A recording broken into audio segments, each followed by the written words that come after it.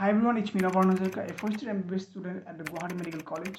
In this video, I'm going to share my experience of my NEET 2022 preparation and how I cracked NEET in just 6 months in my first attempt. तो इस कहानी की शुरुआत मैं करना चाहूँगा दिसंबर 2021 से, जब मेरा क्लास 12 बोर्ड एग्ज़ाम का टर्म 1 ख़त्म हो चुका था और तभी फिज़िक्स वाला का एक कोर्स लॉन्च होता है जो कि नीट अल्टीमेट क्रैश कोर्स था. It was a 100 days crash course. अब बात यहाँ पे ये थी कि मैंने क्लास 12 में एक कोई भी ऑफलाइन कोचिंग ज्वाइन नहीं किया था. मैंने सिर्फ एक ऑनलाइन बैच ज्वाइन किया था, दैट इज़ लक्ष्य नीट, जिसमें मैंने स्टार्टिंग से सारे लेक्चर्स देखता गया, डीपीपी सॉल्व करता था. लेकिन एंड में आते आते क्योंकि बोर्ड्स का प्रेशर इतना बढ़ गया था, तो एंड में आते आते मेरा बहुत सारा बैकलॉग लग गया था. और क्योंकि मुझे 11 भी कवर करना था, तो it was nearly impossible for me कि मैं लक्ष्य बैच के साथ अपनी नीट की प्रिपरेशन को कंटिन्यू करूँ. कोर्स खरीदने के बाद मेरा जो पहला टारगेट था वो ये था कि सारे लेक्चर्स मैं डेली देखता जाऊँगा, कोई भी बैकलॉग में क्रिएट नहीं होने दूँगा. क्योंकि क्या होता है, अगर आप एक बार बैकलॉग में फंस जाते हो तो उससे निकलना बहुत मुश्किल हो जाता है कि आप बैकलॉग कवर करोगे या फिर आप जो नए लेक्चर्स चल रहे हैं उसको देखोगे, डीपीपी करोगे, तो इसमें एक बहुत बड़ा एक हेक्टिक शेड्यूल बन जाता है, जिसकी वजह से जो प्रिपरेशन है वो थोड़ी टफ हो जाती है. तो 27 में जब बैच स्टार्ट हुआ उसके बाद जनवरी का मंथ था, the early phase, the initial phase of my preparation. अब इस न्यू ईयर 2022 में, दैट इज़ 2022 के जो जनवरी मंथ में था, मैंने एक रेजोल्यूशन लिया कि मैं अब अपना जो पूरा एफर्ट्स है इस प्रिपरेशन में लगा दूंगा. मैं किसी भी और चीज़ में डिस्ट्रैक्ट नहीं होऊंगा, whether it be like social media या फिर ऑनलाइन गेम्स जो भी है उसमें मैं इन्वॉल्व नहीं होऊंगा. और धीरे धीरे मेरा जो प्रिपरेशन था वो चल रहा था. जनवरी का मंथ ऐसा था जिसमें मुझे ये रियलाइज़ होने लगा था कि टाइम कितना कम है और एफ़र्ट्स मुझे कितना ज़्यादा लगाना है. क्योंकि 6 महीने हैं, 2 साल का कोर्स, 2 साल का सिलेबस कंप्लीट करना है मुझे. तो 6 महीने में 2 साल का सिलेबस करना was not a easy job for me. तो धीरे धीरे जैसे ही सिलेबस आगे बढ़ रहा था, थोड़ा थोड़ा कॉन्फिडेंस आने लगा, क्योंकि अभी चैप्टर्स चीज़ें समझ में आ रही है. मोस्ट इम्पॉर्टेंटली कि प्रिपरेशन में सीखने को बहुत कुछ मिला मुझे, कि चीज़ें सेक्रीफाइस करना, हार्ड वर्क, डिटर्मिनेशन, और आपका जो एक पॉजिटिव एटीट्यूड कितना मैटर करता है किसी भी चीज़ में.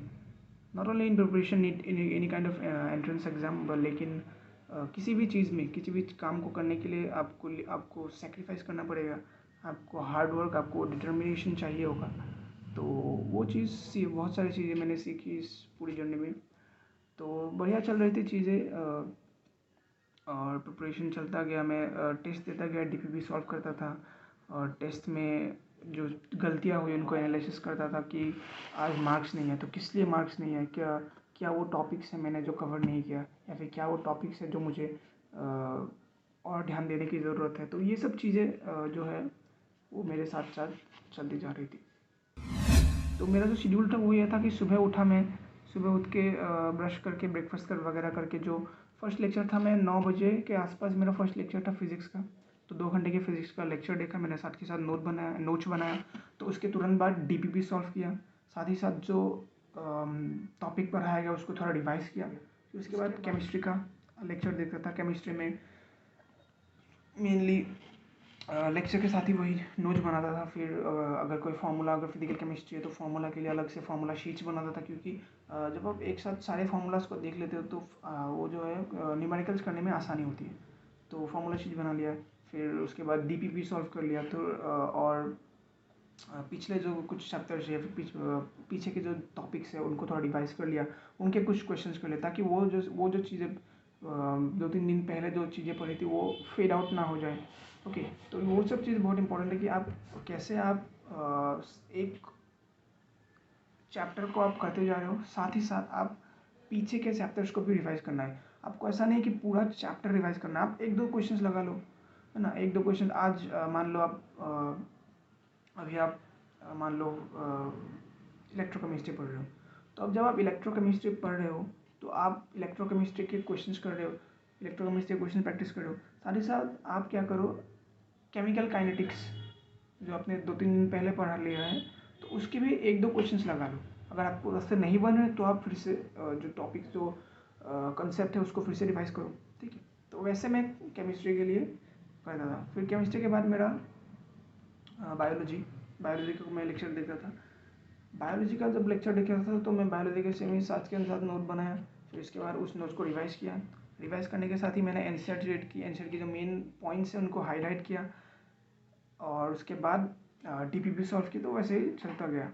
ये था दिन का शेड्यूल। और साथ ही साथ मैं इसी बीच में 2-3 मान लो अभी फिज़िक्स का लेक्चर है तो फिज़िक्स का लेक्चर में रिवाइज़ कर लिया। फिर फिज़िक्स का जो टॉपिक्स या फिर जो भी चैप्टर्स है जो कि नेक्स्ट संडे के टेस्ट में आएंगे तो मैंने उनको रिवाइज़ कर लिया। सिमिलरली केमिस्ट्री के जो चैप्टर्स टेस्ट में आएंगे उनको रिवाइज़ कर लिया। सिमिलरली बायो के जो चैप्टर्स आएंगे टेस्ट में उनको रिवाइज़ कर लिया। तो वैसे ही मेरा रिविज़न चलता जा रहा था साथ ही साथ। तो वैसे प्रिपरेशन चलती जा रही थी। अब इनिशियल में क्या हुआ था, मेरा जो मार्क्स था वो अराउंड 400 के आसपास आ रहा था।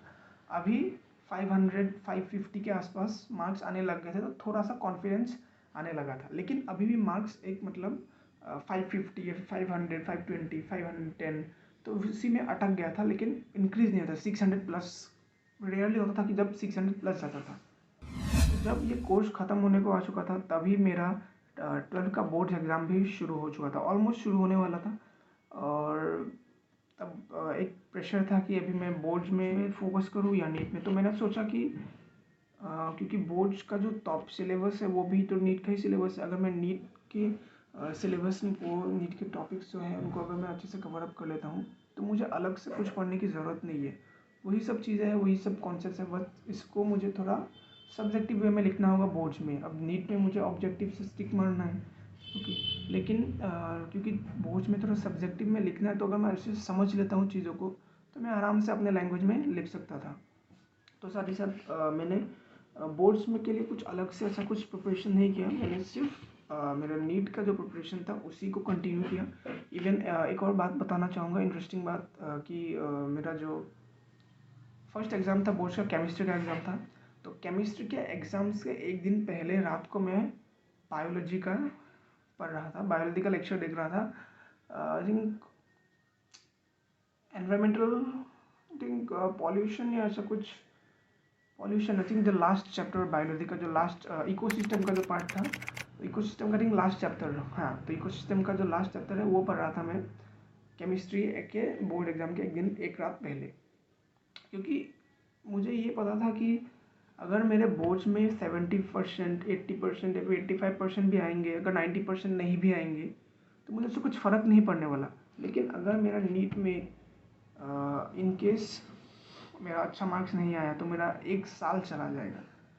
तो ये इम्पोर्टेंट है कि प्रायोरिटी आप किसको देते हो। आप, मैं ये नहीं कह रहा कि मतलब बोर्ड्स में कोई वैल्यू नहीं है, फिर बोर्ड्स का कोई वेटेज नहीं है, ऑब्वियसली है, बिकॉज वो भी एक एग्ज़ाम है तो उसमें भी आपको अच्छा करना है। लेकिन मैंने हमेशा, मेरे पॉइंट ऑफ व्यू से बोल रहा हूँ, मैंने हमेशा नीट को थोड़ा हायर प्रायोरिटी पे रखा देन बोर्ड्स। अगर बोर्ड्स में थोड़े कम मार्क्स भी आएंगे तो चलेगा, लेकिन नीट में जो है मुझे अच्छे मार्क्स लाने थे। तो बोर्ड एग्ज़ाम भी हो गया। और अब क्योंकि कोर्स मेरा ऑलमोस्ट ख़त्म हो चुका था, फिज़िक्स का कोर्स ख़त्म हो चुका था, केमिस्ट्री का हो चुका था ख़त्म। लेकिन क्योंकि आप जब 11th का पूरा फिज़िक्स, 11th-12th का पूरा फिज़िक्स, 11th का पूरा केमिस्ट्री, 12th का पूरा केमिस्ट्री कर लेते हो तो उसके बाद उसको रिवाइज़ करना उतना ही ज़्यादा इंपॉर्टेंट हो जाता है, पूरे सिलेबस को। अगर रिवीजन अच्छे से नहीं हुआ तो मार्क्स तो बहुत गंदे मार्क्स आने वाले। क्योंकि अभी तक जो टेस्ट हो रहे थे उनमें मेरे अच्छे मार्क्स इसलिए आ रहे थे क्योंकि वो सब पार्ट टेस्ट थे। जब तक आप फुल टेस्ट नहीं देंगे तो आपको वो रिवीजन की इम्पोर्टेंस समझ में नहीं आएगी। तो मुझे भी अब, क्योंकि जब मैंने पहला मेरा फुल टेस्ट दिया था तो मेरे बहुत गंदे मार्क्स आए थे, नियरली 500 के आसपास आए थे, आई गेस 500 ने 450, 500 के आसपास। क्योंकि एंड में आते आते, कोर्स के एंड में आते थे, क्योंकि जब पार्ट टेस्ट हो रहे थे तो मेरे अच्छे खासे मार्क्स आ रहे थे, मुझे 600 प्लस 590 के आसपास आ रहे थे। लेकिन जब मेरा फर्स्ट फुल टेस्ट हुआ तो मेरे इतने गंदे मार्क्स आए कि मतलब मुझे ऐसा लगा कि मैं क्या कर रहा हूँ, मेरा तो कोई प्रिपरेशन ही नहीं है, 50% से ज़्यादा चीज़ें तो मैं भूल चुका हूँ, अब आगे क्या करना है। तो तभी लॉन्च होता है फिज़िक्स वाला का एक बैच, उम्मीद बैच, जो कि यूट्यूब पे लॉन्च हुआ था। It is the free batch YouTube में। उम्मीद मोस्ट ऑफ सभी लोग जानते ही होंगे। तो उससे मैंने अपने रिवीजन करी। तो मेरे बोर्ड एग्ज़ाम चल रहे थे, साथ ही साथ मेरा जो रिवीजन था वो मैंने उम्मीद बैच से स्टार्ट कर दिया था। फिज़िक्स मेनली मैंने फिज़िक्स रिवाइज़ किया था उम्मीद बैच से, बाकी केमिस्ट्री और बायोलॉजी मैंने एनसीईआरटी से ही मोस्टली रिवाइज़ किया था। साथ ही साथ मेरे जो नोट्स थे उनको रिवाइज़ करता था, और जो भी डीपीपीस थे या फिर जो भी मॉड्यूल्स, लास्ट में मैंने एमटीजी फिंगरप्रिंट जो था बुक, उसको भी मैंने फॉलो किया था, लास्ट में याद आते। और उम्मीद से मैंने मोस्टली सारे मेरा जो फिज़िक्स का रिवीजन था मैंने वो सब कर लिया था। और एंड में आते आते एक और बैच लॉन्च होता है, that is a NEET selection express, जिसमें क्वेश्चंस की प्रैक्टिस किया कराया जाता है।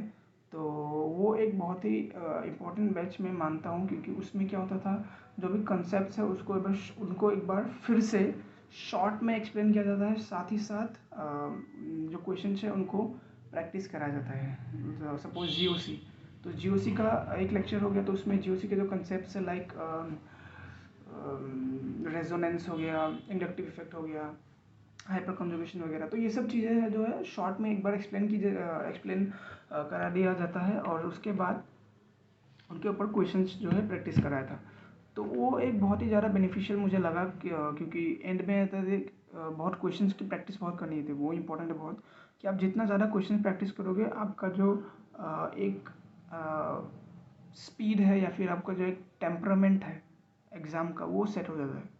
अब एंड में आते आते मैंने मैक्सिमम में टेस्ट देता चला गया। हर वीक में मैं आई गेस 2 टेस्ट देता था, और टेस्ट मैंने हमेशा 2 से 5 के बीच में ही देने का प्रेफर किया, क्योंकि वही एक टाइम है जब 2 से 5 बजे के बीच में आपका नीट एग्ज़ाम होगा। तो आप ट्राई करना, आप लोग भी अगर हो सके तो ट्राई करना कि 2 से 5 के बजे नीट का जो एग्ज़ाम होता है, तो 2 से 5 के बीच में ही आप मॉक टेस्ट देने का ट्राई करना, क्योंकि उस टाइम मतलब अगर आप देते हो तो एक हैबिट बन जाती है। एक दिन में मैं मतलब एक वीक में मैं नियरली 2 मॉक टेस्ट देता था, और हर मॉक टेस्ट का एनालिसिस करता था कि क्या गलती की। लाइक ओएमआर मैंने पीडीएफ प्रिंट कर लिया क्वेश्चन पेपर का, ओएमआर प्रिंट करा लिया, और टाइमर लगा के सॉल्व करता था।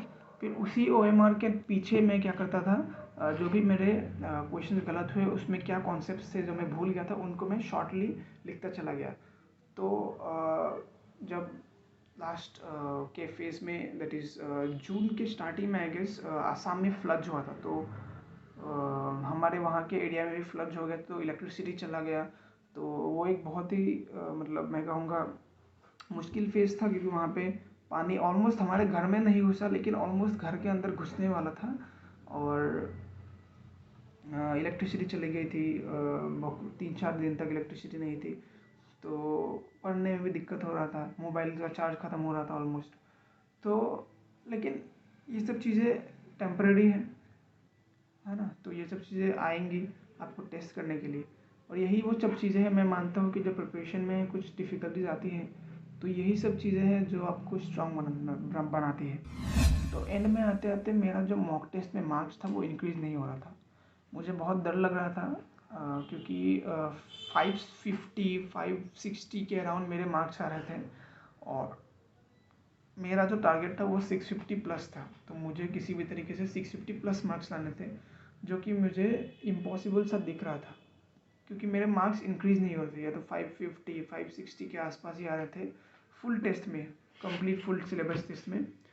तो जब मैंने चीज़ों का एनालिसिस करना शुरू किया, तो मैंने क्या किया, जैसे कि मैंने पहले भी बताया है, हर ओएमआर शीट के पीछे ही मैंने सारे अपने जो उस टेस्ट में जो गलतियाँ की है, जो कॉन्सेप्ट गलत हुआ है, उन सबको लिखता चला गया, और हर टेस्ट के बाद जो पीछे के टेस्ट में मैंने गलतियाँ की है उनको मैं रिवाइज़ करता था, ताकि मुझे मेरे आगे के टेस्ट में उसको मैं उन गलतियों को मैं रिपीट नहीं करूँ। तो जब ऐसे मैं करता चला गया, तो मैंने देखा कि मेरा जो मार्क्स है वो धीरे धीरे इंक्रीज़ हो रहा है।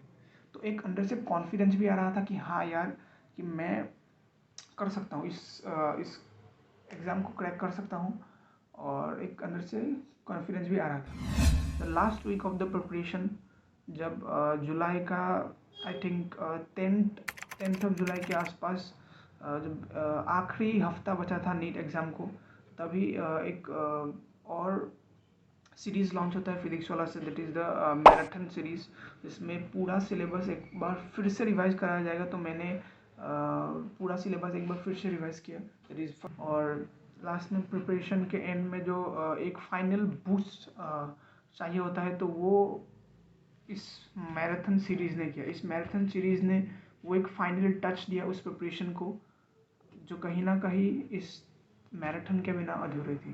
Finally the day comes, 17th of July 2022। मैं निकला घर से एक होप के साथ, और मैंने भगवान से ये प्रार्थना नहीं की कि मुझे प्लीज़ नीट में सिलेक्शन दिला दो, या फिर मुझे प्लीज़ अच्छे मार्क्स मिल जाए, या फिर क्वेश्चन पेपर ईजी आ जाए। मैंने बस इतना प्रे किया that I gave my best shot, मैं अपना बेस्ट दे सकूं। मैं बस इतना, जो 6 महीने की जो मेहनत थी, तो उसको मैं एक सही अंजाम दे सकूं। और फिर जब क्वेश्चन पेपर आया मेरे हाथ में, तो जो पहला चीज़ मैंने नोटिस ये किया था कि जो बायोलॉजी का पेपर था, तो कुछ ज़्यादा ही टफ आ गया। टफ नहीं कहूँगा, लेंदी आ गया।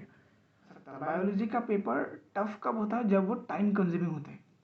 ओके, क्योंकि बायोलॉजी तो एनसीईआरटी से आने वाला है, लेकिन जब वो चीज़ थोड़ा घुमा के आती है, जब क्वेश्चंस आपको थोड़ा घुमा के दिया जाता है, लाइक 5 स्टेटमेंट्स दे दिया आपको, तो उनमें से कौन से कितने करेक्ट हैं, तो आपको हर एक स्टेटमेंट को आपको अच्छे से पढ़ना होगा। साथ ही साथ हर एक चीज़ में आपको कॉन्सेप्ट लगाना होगा। तो वो एक क्वेश्चन 5 क्वेश्चन के बराबर है। समझ में आ रहा है? तो मैंने जब स्टार्टिंग किया, क्वेश्चन करना स्टार्ट किया बायोलॉजी के, तो बॉटनी से मैंने शुरू किया। बॉटनी, इसके बाद geology and physics, chemistry and physics. तो स्टार्टिंग के जो मेरे को क्वेश्चन वो मेरे को टफ लग रहे थे, मेरे को समझ में, मतलब कर पा रहा था मैं, नो डाउट मैं क्वेश्चंस कर पा रहा, लेकिन बहुत ले रहा था, क्योंकि अभी तक मेरा जो मॉक टेस्ट में था, मैं मतलब क्वेश्चन देखा स्टार्ट जल्दी करता चाह रहा था। मेरे मॉक टेस्ट में मैं बायो ऑलमोस्ट बहुत स्पीड से करता था, लेकिन यहाँ पे जो वो स्पीड था, वो स्पीड बहुत कम हो चुका था, और मुझे बायो करने में ऑलमोस्ट 1 आवर और मेरे बायो ख़त्म होते रहे। क्योंकि क्या होता, एक जैसे एसर्शन रीज़न, तो एसर्शन रीज़न में आपको पहले एसर्शन का स्टेटमेंट पढ़ना है, फिर रीज़न का स्टेटमेंट पढ़ना है, फिर सोचना है कि उन दोनों का रिलेशन क्या है, क्या वो उसको सही एक्सप्लेन कर रहा है, या वो दोनों गलत है, या फिर कौन सा सही है। तो इन सब में क्या होता था, एक क्वेश्चन है 4 मार्क का, वो आपके पाँच डायरेक्ट क्वेश्चन, एक इनडायरेक्ट क्वेश्चन आपके 4-5 डायरेक्ट क्वेश्चन का टाइम खा रहा था। फिर मैंने केमिस्ट्री स्टार्ट किया। अब केमिस्ट्री और लेंथी आ गया केमिस्ट्री, क्योंकि मोस्टली क्वेश्चन ऐसे थे कि असर्शन रीजन वाले थे, या फिर स्टेटमेंट्स वाले, वही find the incorrect option, find the correct statement. तो वो सब चीज़ में बहुत टाइम जा रहा था, और बहुत सारे ऐसे भी क्वेश्चन थे मुझे नहीं आ रहे थे। तो मुझे तो मतलब बीच में ही ऐसा लग गया था कि बस हो गया, अब नहीं हो पाएगा। मतलब कि 6 महीने की मेहनत मतलब बर्बाद हो जाएगी, क्योंकि अगर बायो और केमिस्ट्री इतना टफ आया है, तो फिजिक्स तो और भी टफ आएगा।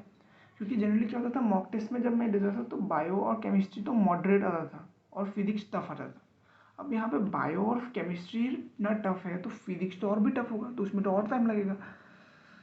लेकिन केमिस्ट्री ख़त्म करते करते जब मैं फिजिक्स में आया, तो मेरे पास ऑलमोस्ट 1 आवर था, या फिर 1 आवर से कम टाइम बचा था, नियरली 50 मिनट्स का टाइम बचा था। लेकिन जब मैं फिजिक्स का पेपर सॉल्व करने लगा, तो वहाँ पे मैंने ये चीज़ रियलाइज़ की कि फिजिक्स का पेपर तो कितना ही आसान आ गया। मतलब फिजिक्स का पेपर अच्छा था कि क्वेश्चन है, वैल्यू से उसमें फॉर्मूला में वैल्यू बैठाओ, बस आंसर आ गया। तो जब फिजिक्स का, जैसे ही मैं फिजिक्स के क्वेश्चन करता चला गया, जैसे ही मैं फिजिक्स का पेपर करता गया, तो मुझे ये रियलाइज़ हुआ कि अभी भी चांस है, अभी भी होप्स है। तो मैंने सोचा कि नहीं यार, अभी गिव अप नहीं करते हैं, अभी एकदम एंड तक लड़ते हैं, जो होगा देखा जाएगा। एटलीस्ट अगर मैं फिजिक्स में अच्छा करता हूँ, तो मेरे चांसेस बढ़ जाएंगे मार्क्स आने के। तो वैसे मैं फिजिक्स में करता गया, और फिजिक्स ऑलमोस्ट मेरा 45 या फिर 40 मिनट्स के अंदर मेरा फिजिक्स हो गया था, क्योंकि फिजिक्स का पेपर बहुत ही ईजी आ गया था, डायरेक्ट वैल्यू पुटिंग। लेकिन ये जो एक टेंशन का सिचुएशन बन गया था बायो के टाइम को लेके, जो बायो में जो इतना ज़्यादा टाइम लग गया था, तो उसकी वजह से मैंने कुछ मिस्टेक्स कर दिए। दैट इज़, मैंने अपना बायो के 2 question I guess, I think bio के 2 क्वेश्चन और फिजिक्स का 1 क्वेश्चन मेरा सिली मिस्टेक था, जो बेसिकली बायो का आई थिंक वो प्रेडेटर वाला कुछ क्वेश्चन था, और एक क्वेश्चन था, और फिजिक्स का टाइम पीरियड ऑफ पेंडुलम वाला क्वेश्चन। तो बहुत आसान क्वेश्चन था, लेकिन मैंने टाइम पीरियड ऑफ पेंडुलम का गलत फॉर्मूला लगा दिया, क्योंकि वो एक टेंशन का माहौल हो जाता है वहाँ पे, क्योंकि आप जब मतलब क्या चीज़ था, आप जब एक पैटर्न सोच के आते हो कि हाँ ये ऐसा ही पैटर्न आएगा पेपर में मतलब ऐसा ही पैटर्न आएगा कि बायो इजी आएगा, बायो में इतने टाइम में कर लूँगा, फिर फिजिक्स में इतने टाइम में करूँगा। तो क्या होता है जब पेपर में उसके कुछ अलग ही आ जाता है, मतलब पेपर में बायो टफ आ गया, फिजिक्स इजी आ गया, तो उस सब में क्या होता है कन्फ्यूजन में थोड़ा एक मतलब सिली मिस्टेक्स होने के चांसेस बढ़ जाते हैं। तो मेरा पेपर ख़त्म हुआ आया, और घर आके जब मैंने क्वेश्चंस मैच करा, जो आंसर्स मैंने मैच करा आंसर की से, तो मेरा 626 मार्क्स आया था, जो कि बोनस वगैरह वो जो बोनस मार्क्स मिले थे, तो उन सबको लेके मेरे 626 मार्क्स के अराउंड आ रहे थे। लेकिन जब फाइनल रिजल्ट आया तो मेरे 616 मार्क्स से जो बोनस नहीं मिला, क्योंकि तो 616 मार्क्स मेरा है मेरा नीट का कंप्लीट प्रिपरेशन। मैं फ्यूचर वीडियोस में अगर आपको जो भी कोई गाइडेंस हो सकते हैं मेरी तरफ से, जो भी हेल्प हो सकती है मेरी तरफ से, मैं आपको देने की कोशिश करूँगा। So with this I would like to end this video. फिर मिलेंगे आगे के और वीडियोस में, तब तक के लिए पढ़ाई करते रहिए। All the very best.